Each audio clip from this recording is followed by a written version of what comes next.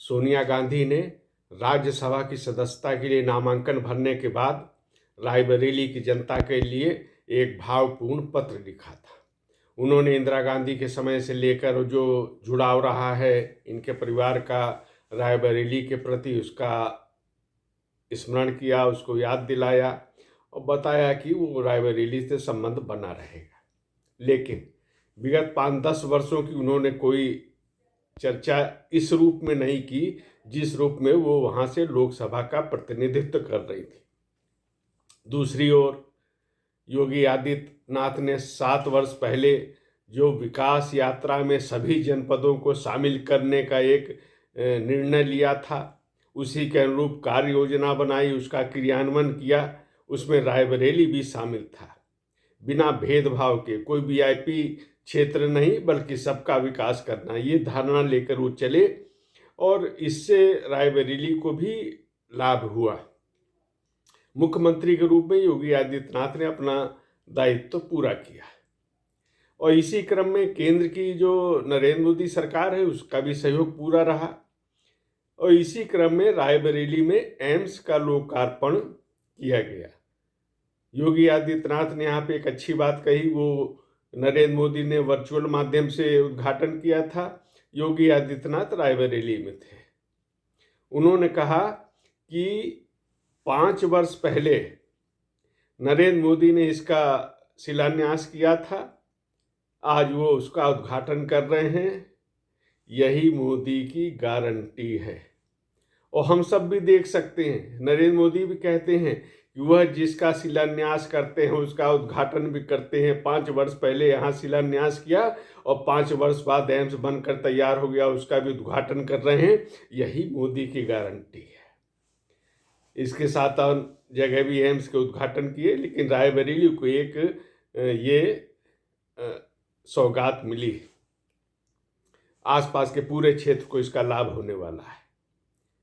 इसके अलावा जो अगर स्वास्थ्य की बात की जाए उत्तर प्रदेश में विगत 7 वर्षों के दौरान, तो जितने कार्य स्वास्थ्य के क्षेत्र में 70 वर्षों में नहीं हुए, वो योगी आदित्यनाथ नरेंद्र मोदी की डबल इंजन सरकार ने 7 वर्ष में उससे भी अधिक कार्य करके दिखा दिया है। 7 वर्ष पहले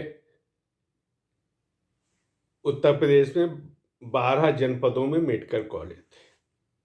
अब योगी आदित्यनाथ की कार्यशैली देखिए, केंद्र का सहयोग भी इसमें है, तो 7 वर्ष में 45 मेडिकल कॉलेज बन गए। यानी 70 वर्ष में 12, 7 वर्ष में 45।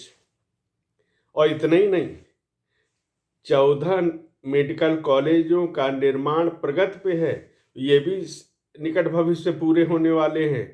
16 जनपदों में पीपीपी मॉडल से निर्माण की प्रक्रिया चल रही है मेडिकल कॉलेजों की।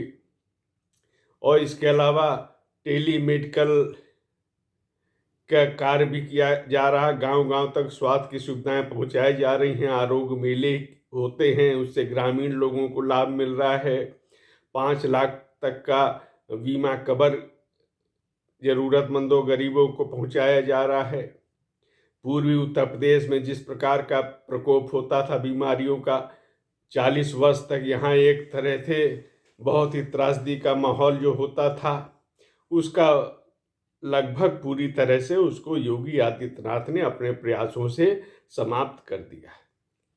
और जो स्वास्थ्य के क्षेत्र में स्वच्छता अभियान चला, पहली सरकारों ने इस उद्देश्य से सोचा ही नहीं था कि सफाई करना केवल ये मात्र नहीं कि कुछ कूड़ा हट जाए, झाड़ू लग जाए, इतने नहीं, तो स्वास्थ्य की दृष्टि से भी स्वच्छता का जो एक महत्व है, तो स्वास्थ्य का अभियान और स्वच्छता के अभियान, ये दोनों को अलग करके नहीं देखा गया, तो दोनों को साथ लेकर चला गया। और इस तरह से पूर्वी उत्तर प्रदेश की ये जो जापानी बुखार, इन सब की जो प्रकोप था संक्रमण का, उसको समाप्त किया गया और शुद्ध पेयजल आपूर्ति होने लगी। ये भी स्वच्छता अभियान के अंतर्गत ही इसको देखना चाहिए।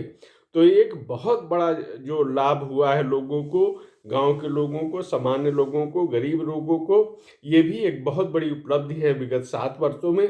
और इस जो स्वच्छता अभियान के माध्यम से जो काम किए गए हैं, उनकी प्रशंसा विश्व स्वास्थ्य केंद्र ने भी की है, संगठन ने भी की है, और ये बताया है कि इसके माध्यम से लाखों लोगों का जीवन बचाना संभव हुआ है, स्वस्थ रखना उनको संभव हुआ है।